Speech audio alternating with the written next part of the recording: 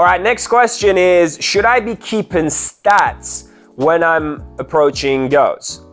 So stats is really good. In anything you do in life, if you keep track of it, you will improve. If you keep track of whatever, your finances, you're gonna see trends and you're probably gonna be able to improve it, make more money, less expenses, and keep more of your finances, because you're gonna know what's happening, right? If you don't know what's happening in your finances, you're not gonna know how to save more, right? And the same with dating.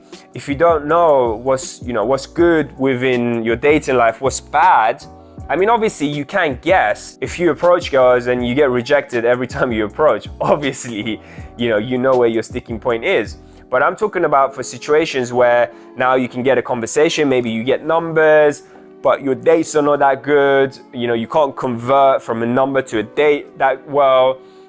And yeah, you can start to collect some data. I've done it for 6 months. So I've collected data like, how many numbers I've got, how many of those numbers convert to dates, how many of those dates convert to second dates, how many girls am I approaching, and how many numbers can I get from an approach, and all that kind of stuff. It's really fun to do. And you start to notice trends. And I'm gonna go into a trend that I noticed when I was collecting data, and this is something I always share with my clients. So within those 6 months, what I found is that my conversion rate from a number to a date can go up by 40% if I add a step after my approach, right? After my initial approach, talking to a girl on the street, if I take her for a spontaneous date right then and there, which is called an instant date, for about 20 minutes to half an hour, I shoot up my chances of seeing her again by 40%, right? And I just wouldn't have known that if I didn't collect data. At the time, this was about 3 years ago when I was coaching for about a year and I was pretty at a good level, I was getting 10% conversion rate between number to date. So I would get 10 numbers. From 10 numbers, 1 would convert to a date, right? And that was just from an initial interaction, which would be up to about 10 minutes.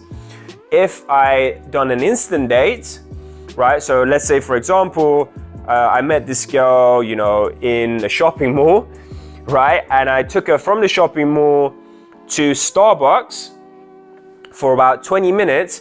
Now the chances of me seeing her again was 50%. So that's 1 in 2. This is a crazy conversion rate for the guys that know about cold approaching, especially somewhere like London, which is a high-paced city, and it's known as one of the hardest places in the world to do cold approaching. I'm sure there are harder places, but London is one of the hardest. That's something that I found out, by me collecting data. So I would recommend for you to do it for a short period amount of time, and you will see trends. Obviously, if you're a complete, newbie, you've never approached a girl, and you're thinking, all right, let me start collecting data, there's no point doing that, right?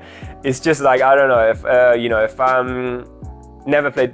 have never played basketball before, and now I'm learning and I'm collecting data, I'm like, well, that doesn't even matter, right? Because, I'm going to be shit anyway. So this is for something that, let's say if I'm more intermediate and I'm getting some type of results, but it's not that great yet, then I can start actually collecting some data and seeing some trends. And maybe you can actually optimize your approaches. Maybe you realize, okay, if you approach in coffee shops, if you talk to girls in coffee shops, you tend to do much better than if you do it in a bar. Now, then you can just talk to girls in coffee shops, right? So this way you can see some trends and you can actually get better results at doing that. By the way, just to let you know, if you have any questions, anything you're struggling with, or any questions that you want to ask me, write it in the description. I will make a video just like this. I'm going to be doing one every single day. So yeah, just write the question down, and if it's a good question, then I will answer it.